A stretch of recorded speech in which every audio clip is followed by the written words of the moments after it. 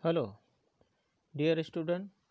Today we will see the application of remote control. Now, first application is remote control used for operation of consumer product. Second is use of remote control system in radar communication. Third one is satellite communication. Fourth one is meteorology. Fifth, military application. And sixth, control of boiler temperature with melts iron, any metal. So these are the six application of remote control. Now see the first application, remote control used for operation of consumer product. Consumer product like a TV set, CD player, DVD player, electronics toys, key for two or four wheeler vehicles. Remote control system is very popular. In this system, distance between transmitter and receiver is about 10 to 15 meter. Here, infrared signal is used to control various operations of the receiver. In this system, one way remote control is used. Transmitter consists of power supply or dry cell. Infrared frequency signal generator which generates the different frequencies in infrared frequency range. Each of these frequency is designed to control particular operation. तर मित्रांनो, घरगुती उपकरणासाठी remote कंट्रोलचे उपयोगमध्ये जसे की घरगुती उपकरणे जसे T V संच, C D player, D V D player, electronics खेळणीमधील दुचाकी व चारचाकी वाहन इत्यादीसाठी रिमोट कंट्रोलचा वापर करतात. या पद्धतीमध्ये ट्रान्समीटर व रिसिव्हर मधील जे अंतर असते ते 10 ते 15 मीटर असते. इन्फ्रारेड सिग्नल तयार करून रिसिव्हरच्या सर्व कार्यावर नियंत्रण ठेवता येते. ही एक मार्गीय पद्धत असून ट्रान्समीटर भागामध्ये पॉवर सप्लाय किंवा ड्राय सेल किंवा घट इन्फ्रारेड सिग्नल जनरेटर वापरून इन्फ्रारेड सिग्नल तयार करून रिसिव्हरच्या कार्याच्या भागावर नियंत्रण करता येते. टी व्ही संचमध्ये रिमोट कंट्रोलच्या सहाय्याने काही वारंवारता किंवा फ्रिक्वेन्सीज आवाज कमी जास्त करण्यासाठी, काही फ्रिक्वेन्सीज कलरचा कॉन्ट्रास्ट व ब्राईटनेस सेटिंगसाठी वापरतात. रिमोट कंट्रोलवर पुश बटन स्विचच्या सहाय्याने नियंत्रण करता येते. रिमोट कंट्रोलच्या ट्रान्समीटर भागातील LED च्या सहाय्याने इन्फ्रारेड सिग्नल तयार केले जातात. रिसिव्हर भागामध्ये इन्फ्रारेड सेन्सर असतो जो इन्फ्रारेड सिग्नलचे रूपांतर विद्युत सिग्नलमध्ये करतो. नंतर या सिग्नलची क्षमता वाढवल्यानंतर ज्या सर्किटच्या कार्यासाठी असते तिला पुरविले जाते. काही फ्रिक्वेन्सीचा भाग चॅनल निवडण्यासाठी केला जातो. रिमोट कंट्रोलवरील व्हॉल्यूम कंट्रोलचे प्लस बटन प्रेस केल्यास फ्रिक्वेन्सीमध्ये वाढ होते. त्यामुळे व्होल्टेज वाढतो आणि आवाज वाढते. अशा प्रकारे चित्रांची प्रखरता म्हणजे इंटेन्सिटी व दर्जेदार नियंत्रण ठेवता येते. तर याप्रमाणे हे remote control use for operation of consumer product हे बघितले. त्याच्यानंतर use of remote control in radar communication system. तर in radar is abbreviated for radio detection and ranging. It is a system which uses radio waves to detect and fix the position of distant object or moving object called target. Target may be airplanes, missiles, ships, automobiles. Radar sends continuous waves or pulse waves of microwave frequencies, and reflected waves can be used to determine the range, direction, and elevation of remote object. The reflected wave is an echo. तर radar अर्थात radio detection आणि ranging होय. Radar पद्धतीमध्ये radio सिग्नलच्या सहाय्याने आकाशामधील फिरणारे विमान, helicopter अथवा रॉकेट यांच्याविषयी माहिती मिळवता येते. रेडिओ तरंग किंवा इलेक्ट्रोमॅग्नेटिक वेव्ह कोणतेही टार्गेट प्लेन शोधतो आणि मिसाईलची स्थिती निश्चित करतो. रडार सतत पल्सेस पाठवित राहतो व ट्रान्समिटेड किंवा परावर्तित वेव्हच्या सहाय्याने टार्गेटचे कोन, दिशा व अंतर विषयी माहिती मिळवता येते. ट्रान्समिटेड वेव्ह हे प्रतिध्वनी असतात.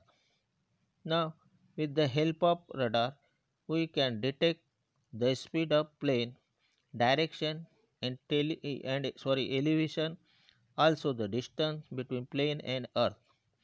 Knowing the time interval between pulse wave transmitted and reflected wave received, we can determine the distance of plane from a earth station. From a earth distance is equal to speed by time, where speed is velocity of light with which the speed wave travel. तर याच्यामध्ये जे आहे की रडारच्या सहाय्याने आकाशातील फिरणाऱ्या विमानाची स्थितीबद्दल माहिती मिळवता येते. तसेच विमान जमिनीपासून किती अंतरावर आहे ते काढता येते. कारण प्रसारित केलेले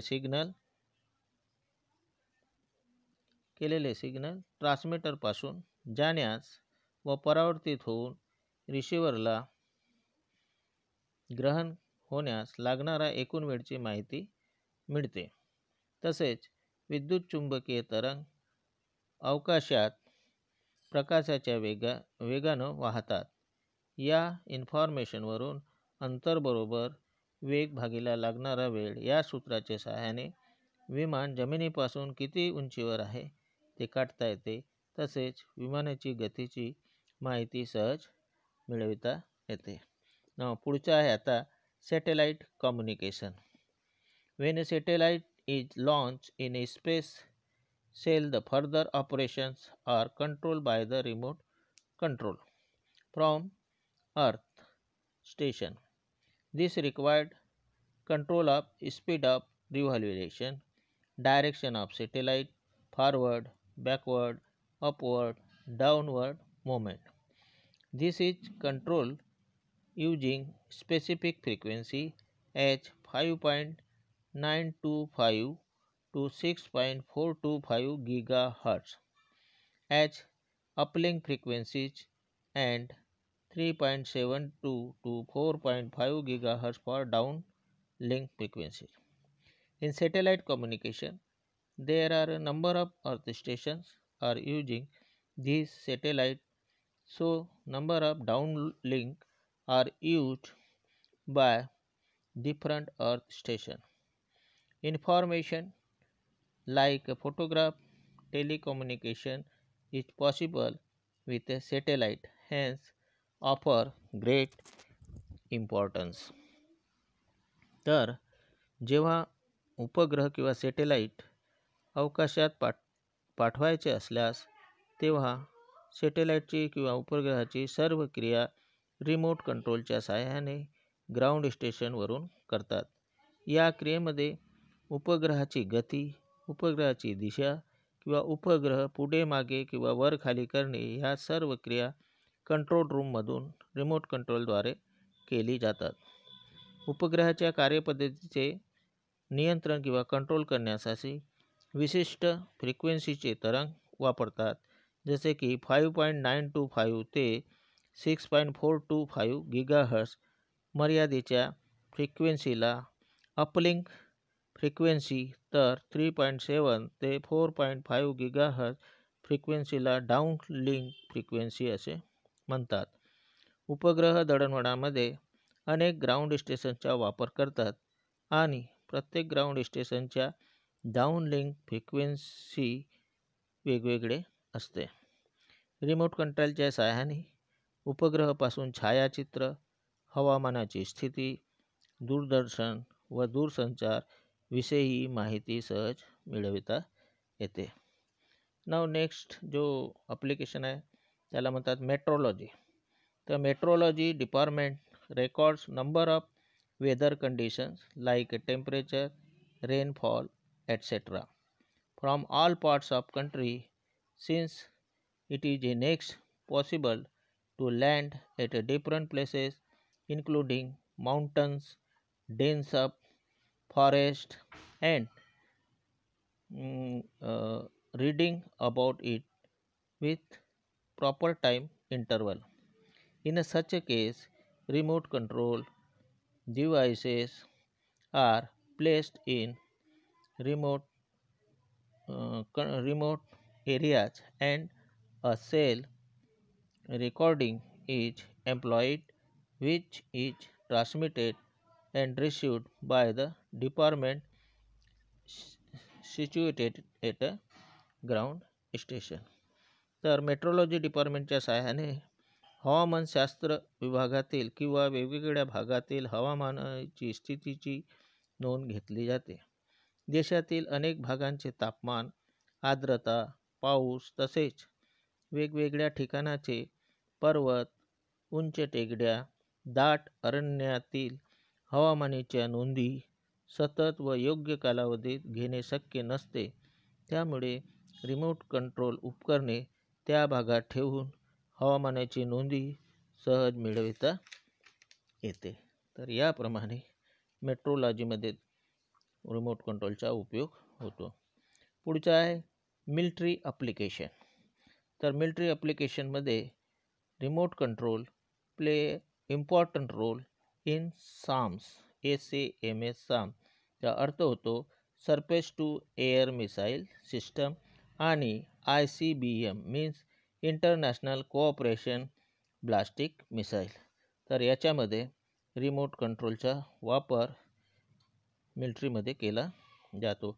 नाव see the sound operated remote control system. म्हणजे ही जी सर्किट दाखवली आहे याच्यामध्ये ही जी सर्किट आहे साऊंडवर कार्य करते. तर ह्या ठिकाणी इनपुट साईडला मायक्रोफोन म्हणून लिहिलेलं आहे. हे मायक्रोफोन असते. याच्या सिरीजमध्ये एक व्हॅरिएबल रेजिस्टर म्हणजे रिओस्टेट जोडलेला आहे. या ठिकाणी IC741 म्हणजे ऑपरेशनल एम्प्लिफायर लावलेला आहे. याच्या इन्व्हर्टिंग टर्मिनलला R2 रेजिस्टन्स 1K किमतीचा जोडलेला आहे आणि जो इनपुट सिग्नल आहे मायक्रोफोनपासून आलेले सिग्नल हे नॉन इन्व्हर्टिंग टर्मिनलला म्हणजे पॉझिटिव्ह टर्मिनलला रेजिस्टन्स R1 ज्याची किंमत 1K दाखवली याच्याद्वारे दिलेले आहे. आउटपुट जो आहे याच्या 6 नंबर पॉईंटवरून घेतलेला आहे आणि VCG सप्लाय आहे 9+9 व्होल्ट हा पिन नंबर 7ला दिलेला आहे आणि 5 नंबर हा कंट्रोल व्होल्टेज VR2 दिलेला आहे. त्याच्यानंतर आउटपुट याचा जो ऑपरेशनल एम्प्लिफायरचा आउटपुट ट्रान्झिस्टरच्या बेसला R4 रेजिस्टन्सच्याद्वारे दिलेला आहे आणि ट्रान्झिस्टर 1चे जे एमिटरपासून जे व्होल्टेज दिलेलं आहे ते आउटपुट व्होल्टेज हे SCR सिलिकॉन कंट्रोल रेक्टिफायरच्या गेट टर्मिनलला ट्रिगरिंगसाठी दिले जातो. तर या करंटमुळे हे जे रिले जोडलेलं आहे रिलेची कॉईल एनर्जाइज होते आणि लोडला तो ऑपरेट करतो किंवा ॲक्टिवेट करतो. तर जेव्हा आपण या ठिकाणी साऊंड म्हणजे एखादी चुटकी वाजवली तर याच्या हा एक प्रोजेक्ट म्हणून तुम्हाला तयार करता येईल की जशी चुटकी वाजवली तर दिवा लागेल आणि दुसरी चुटकी वाजवली तर दिवा बंद होईल. याप्रमाणे एक प्रकारचा हा तुम्हाला हे तयार करता येईल, मॉडेल तयार करता येईल तर याची ऑपरेटिंग सिस्टम पहा. साऊंड ऑपरेटेड रिमोट कंट्रोल सिस्टममध्ये काय होते की actually microphone convert the sound signal into electrical signal.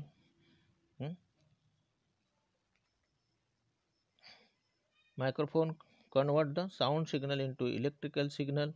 This electrical signal is given to non-inverting terminal of operational amplifier as shown in figure. फिगरमध्ये दाखवल्याप्रमाणे नॉन इन्व्हर्टिंग टर्मिनलला या हे जे मायक्रोफोनचे जे सिग्नल आहे साऊंड सिग्नल जे की इलेक्ट्रिकल सिग्नलमध्ये रूपांतर करून ऑपरेशनल एम्प्लिफायरच्या इन्व्हर्टिंग टर्मिनलला दिले जाते थ्रू द रेजिस्टन्स R1. आताच आपण ते पाहिलं. Inverting terminal is grounded through the resistance R2. ठीक आहे. नाव R3 is the feedback resistor. That B 3 resistor 0.6 पासून फीडबॅकमध्ये जोडलेलं आहे. Feedback resistor. Power supply is connected to pin number 7 and 4 of IC 741. Operational amplifier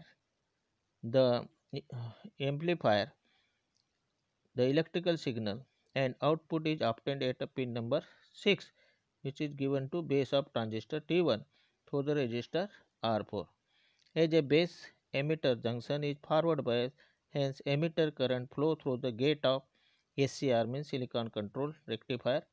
Silicon control rectifier conduct and current flow through the anode. Finally, relay activates and current flow through the load or the circuit connected to relay is operated. In this way, the given circuit is sound operated circuit. तर ही जी sound operated दूरनियंत्रण पद्धत आहे हे याच्यामध्ये ध्वनीवर कार्य करणारी remote control पद्धतीची मंडळाकृती आपण circuit ही खालीलप्रमाणे पाहिलेलीच आहे. ज्याच्यामध्ये तर आकृतीत दाखवल्याप्रमाणे मायक्रोफोनच्या सहाय्याने ध्वनीचे रूपांतर विद्युत सिग्नलमध्ये केले जाते. पुढे हा विद्युत सिग्नल ऑपरेशन एम्प्लिफायरच्या नॉन इन्व्हर्टिंग टोकाला दिला जातो तर इन्व्हर्टिंग टोक ग्राउंडला जोडला जातो. RS हा फीडबॅक रेजिस्टरचे कार्य करते. कोणता रेजिस्टर RS म्हणण्यापेक्षा R3 रेजिस्टर हा फीडबॅकचे कार्य करतो. ऑपरेशनल एम्प्लिफायरसाठी IC 741चा वापर करतात. यामधील पिन नंबर 7ला प्लस VCC सप्लाय तर पिन नंबर 4ला ग्राउंडला जोडले जाते. ऑपरेशनल एम्प्लिफायरमध्ये ध्वनी सिग्नलचे क्षमता किंवा कॅपॅसिटी वाढते. ऑपरेशनल एम्प्लिफायर पिन नंबर 6ला मिळणारे आउटपुट हे ट्रान्झिस्टर T1च्या बेसला देतो किंवा दिले जाते. त्यामुळे ट्रान्झिस्टर सुरू होतो. ट्रान्झिस्टरच्या एमिटरमधून करंट वाहतो व हा करंट SCRच्या गेटला दिले जाते. त्यामुळे SCR फायर होतो किंवा सुरू होतो आणि त्यातून करंट वाहू लागतो. SCRच्या ह्या एनोड टोकाला जोडलेला रिले सुरू होतो आणि लोडला प्रवाह पुरवला जातो. अशा प्रकारे आवाजाच्या सहाय्याने लोडचे कार्य नियंत्रित करता येते. तर याप्रमाणे हा रिमोट कंट्रोल चॅप्टर या ठिकाणी संपलेला आहे. याच्यावरचे असाइनमेंट तुम्हाला PDF पाठवलेलं आहे. ते असाइनमेंट आपल्या नोटबुकमध्ये लिहून माझ्याकडून चेक करून घ्यायचे. तर मित्रांनो आज आपण इथं थांबूया. ठीक आहे.